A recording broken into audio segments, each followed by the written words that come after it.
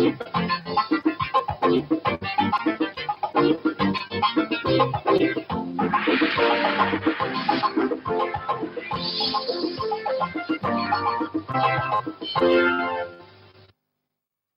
the news tonight, a ray of hope as Supreme Court orders old Naira notes to coexist with new Naira notes till 31st December 2023. Plus, latest in the world of entertainment and sports. Good evening. You're welcome to the news at 7. I am Ntamiegbe. Now the news in detail. The Supreme Court has ordered that the old Naira notes of 200, 500 and 1,000 shall coexist with the new Naira notes as legal tender till 31st December 2023. The seven-man panel of the courts, in a unanimous decision delivered by Justice Emmanuel Agim, declared the directive of the Central Bank of Nigeria on the matter as a nullity. The court dismissed all the preliminary objections raised by the Attorney General of the Federation. The suit was filed by 12 state governments. President Muhammadu Buhari says the government is determined to further stem crime and make the country a hub for the supply of armored vehicles and military equipment for the development of the armed forces of Nigeria. The president stated this while virtually inaugurating 700 Ashok Leyland troops carrying vehicles for the armed forces in Abuja. Details shown to you in our subsequent bulletin. Vice President Yemi Ashibojo says government must strive to build national cohesion by supporting the implementation of initiatives that will improve relationships among ethnicities and religions in the country.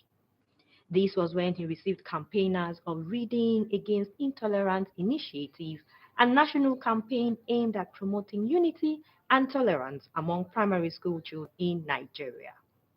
Vice President Oshibajo emphasized the need to keep supporting programs that will imbibe the culture of tolerance among young Nigerians in schools.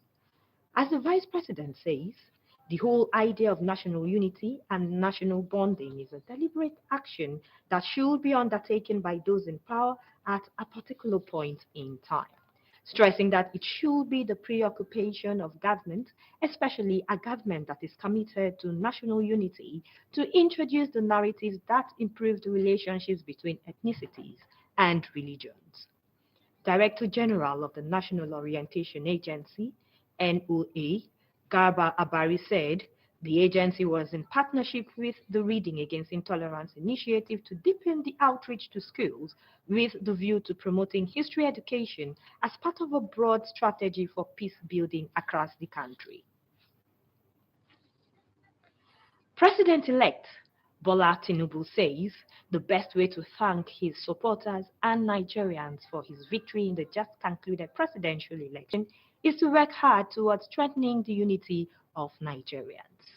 The president-elect made the commitment as he received the National Working Committee, NWC, of his party, the All Progressives Congress, on a congratulatory visit. Musbao Dan Wahab reports. It's just a day after Bola Tinubu was confirmed the president-elect of the Federal Republic of Nigeria. A lifelong ambition becomes a reality. Those who have been with the president-elect every step of the way are equally basking in the joy of accomplishments. Among the early callers, the National Working Committee members of the APC, led by the party's national chairman, Abdullahi Adamu, rejoiced with their successful candidate in his new status.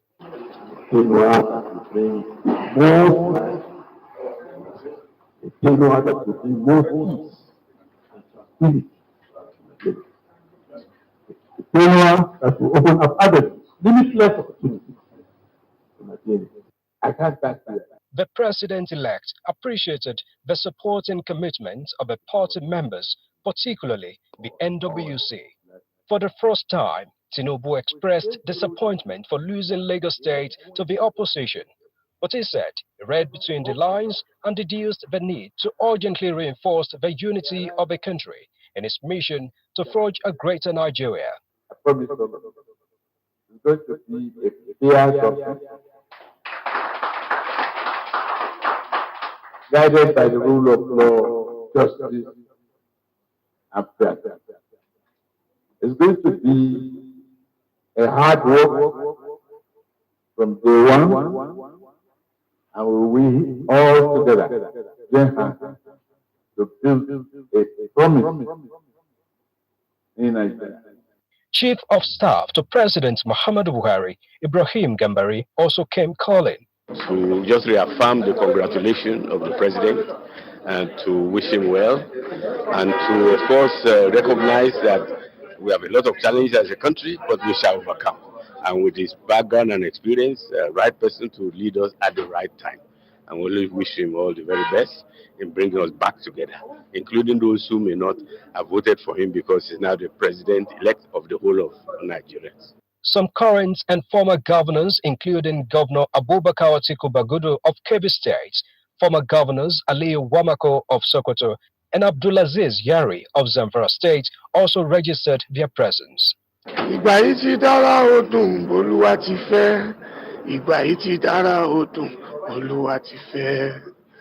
is the first day of visit to the president-elect since he received his certificates of return from INEC, and expectedly, this has just opened the gate for visitors on such mission in days to come. In Abuja, Musbah and Wahab continues. The Supreme Court has ordered that the old Naira notes of 200, 500 and 1,000 shall coexist with the new Naira notes as legal tender till the 31st of December 2023. The seven-man panel of the court, in a unanimous decision delivered by Justice Emmanuel Agim, declared the directive of the Central Bank of Nigeria on the matter as a nullity.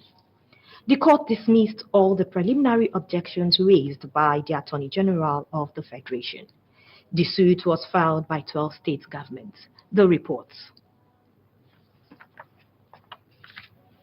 Plaintiffs in the matter challenging the demonetization policy of the federal government. The initial plaintiffs were later joined by additional 9 states as joiners in the matter, leading to the consolidation of the suit. The Attorney General of the Federation and Minister of Justice, also joined by Edo and Bayelsa states as defendants, made conditional appearance and challenged the jurisdiction of the Supreme Court to adjudicate on the matter.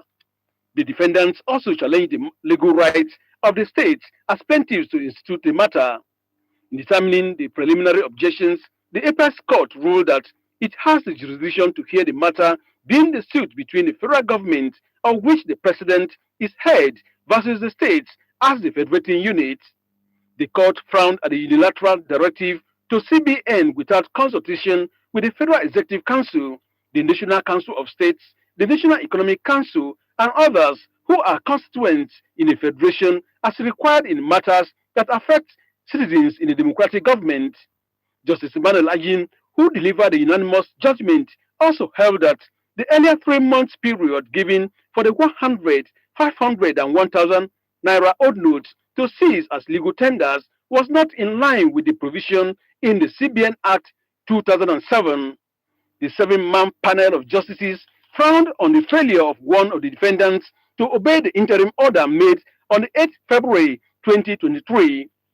To this end, the court granted all the relief sought by the plaintiffs and ordered that the old 200, 500, and 1,000 Naira odd note should coexist as legal tender till 31st of December 2023 with the new Naira notes. I expect the CBN to comply.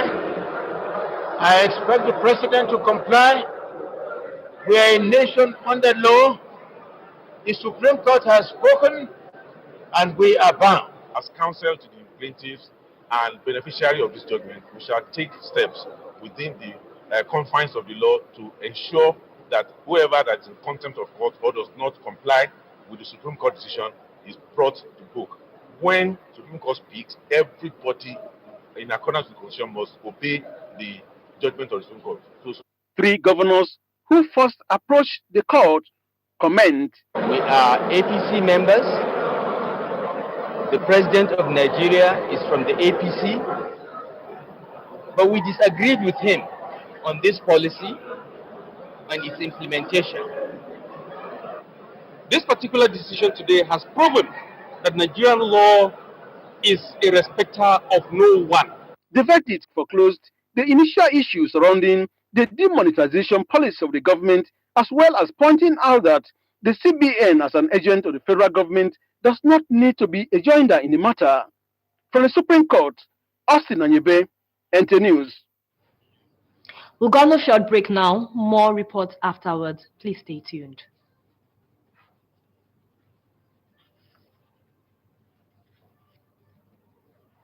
Are you ready? Big bonus offer.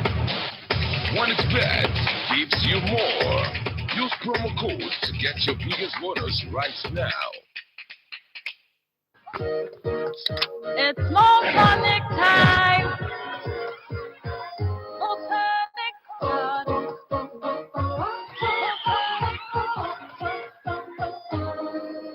It's no resistance to the last drop till it drains in. Maltonic is enriched with vitamins and minerals for that rush of vitality you need to reach greatness. It's Motonic time. Are you looking for a spacious, serene, beautiful, and comfortable environment for your event? Then NTA Lagos Channel 10 premises is the place with about 3,065 capacity.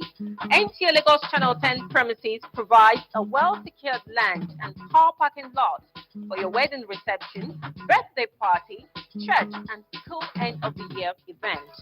Our conference hall is convenient for company annual general meetings, lectures, seminars, or workshops. With just 150,000 naira only, you can use our entire space and also have your event covered and aired on our social diary program, Mary Lane. For more inquiries, please contact our marketing department, NTA Lagos Channel 10, Tejo Show, or call our telephone number, Chibuzo 0812-324-5519, Gmo 0803 830-1669. NTA Lagos Channel 10 premises, affordable just for you.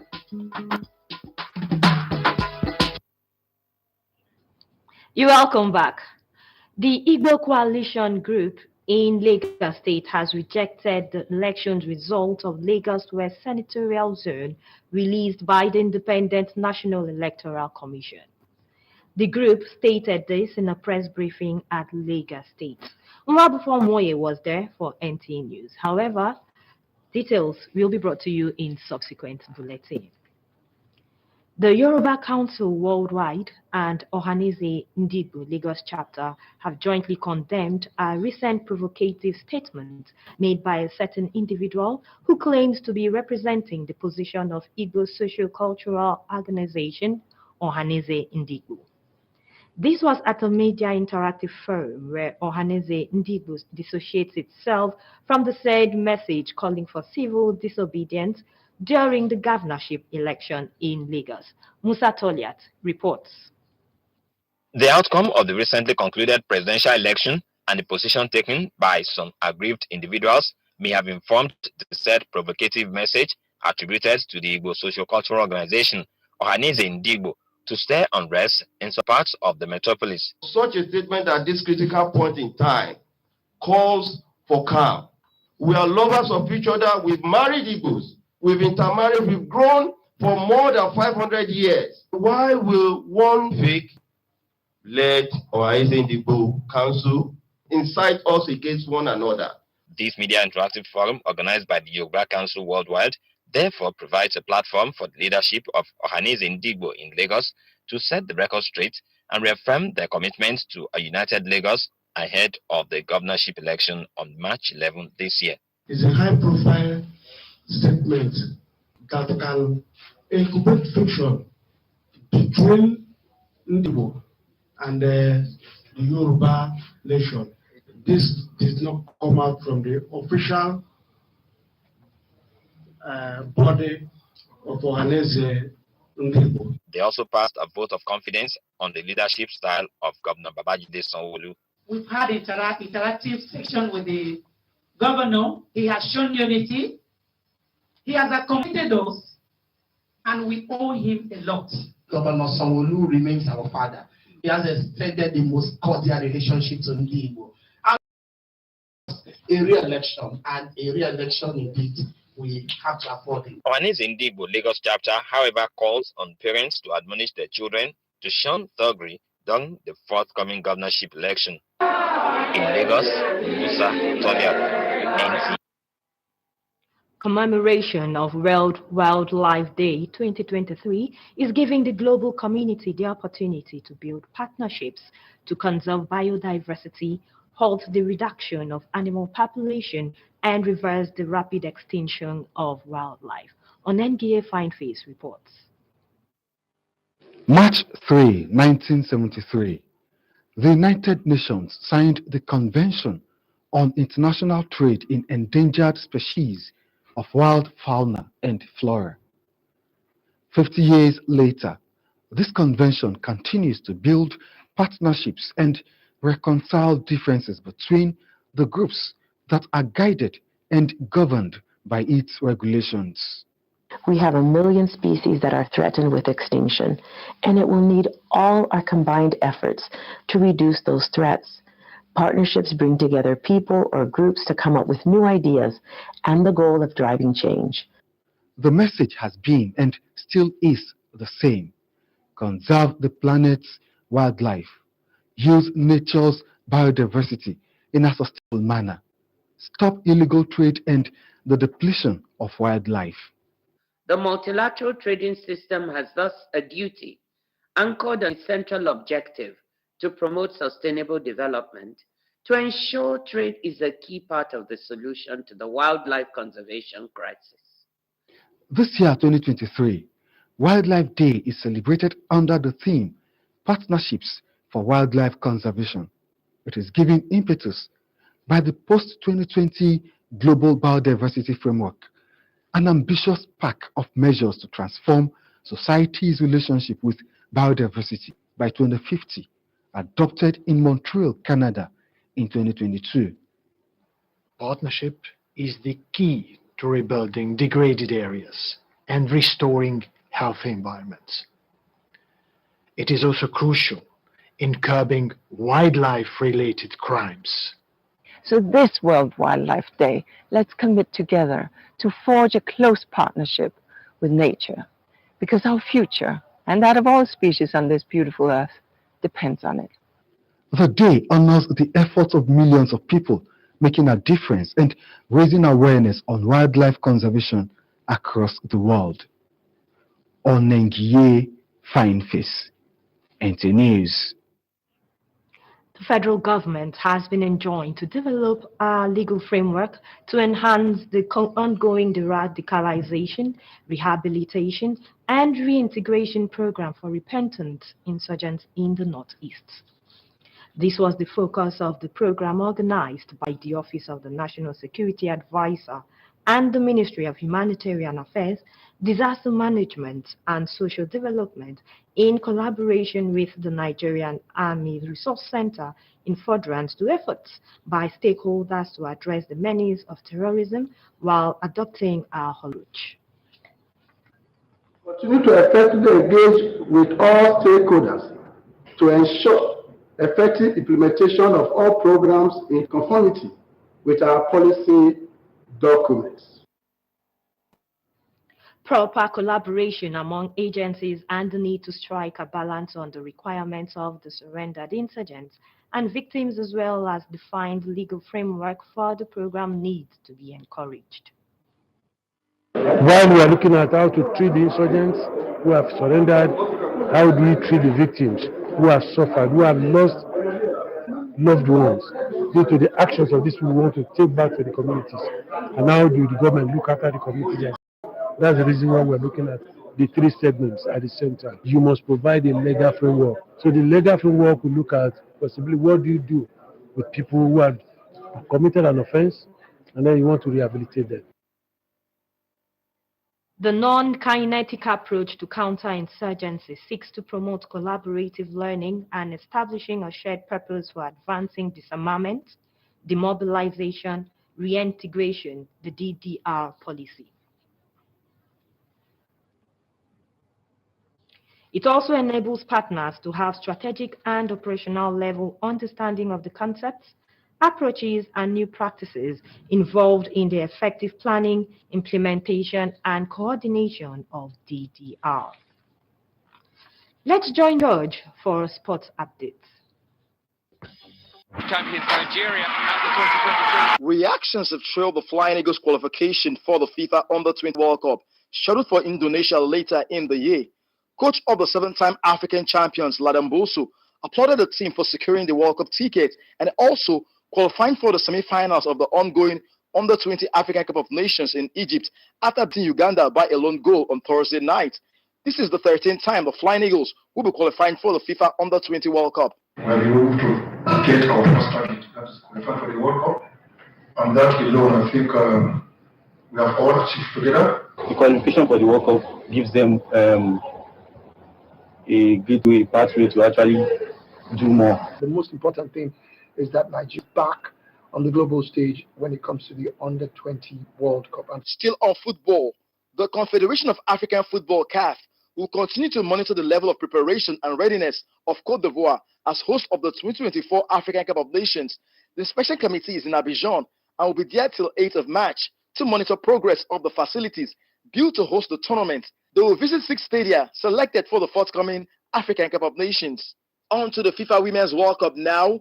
The FIFA Women's World Cup Trophy Tour, which is on the tour, will arrive Abuja on March 26th as the World Soccer ruling body prepares to display the trophy across 32 nations ahead of the 9th country on the tour of 32 countries that will participate in the Women's World Cup in Australia and New Zealand in July.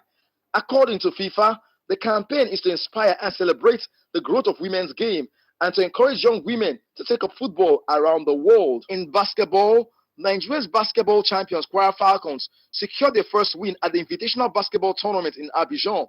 The Nigerian basketball champions lost their first 2 games before beating Khadija Sports Academy 52-49 in their third match. The tournament was organized to put invited teams that will participate in the 2023 African Basketball Championship in shape. With sports updates, Gifts George. The news. And in entertainment, Davido's friend and celebrity barman, Pascal Chibuike, better known as Kubiana Chief Priest, has announced the return of Davido, plus media personality and social media influencer Toke Makinwa expresses her disgust at the hypocrisy of some Nigerians. These and more details with Ese Onwamaka. Davido's friend and celebrity barman, Pascal Chibuike, better known as Cubana Chief Priest, has announced the return of Davido. Recall that in December that Davido had announced his withdrawal from social media following his performance at World Cup and quick return to Instagram.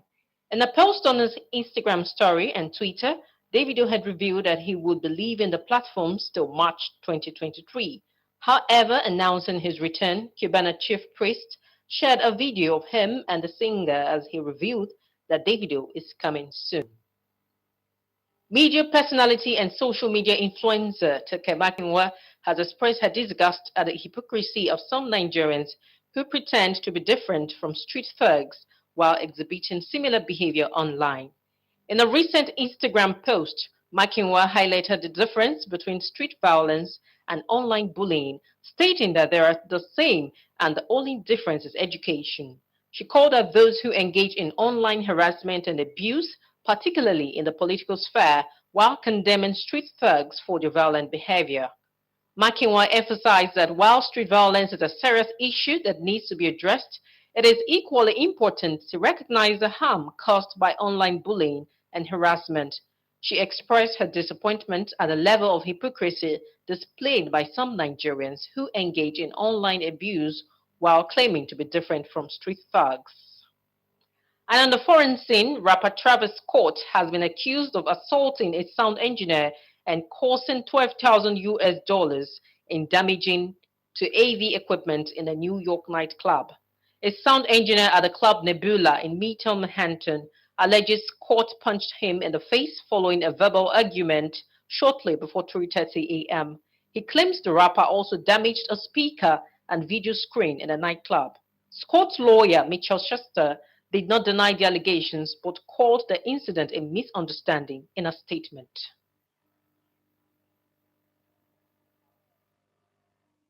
Let's get to know the weather forecast around Lagos Metro, please.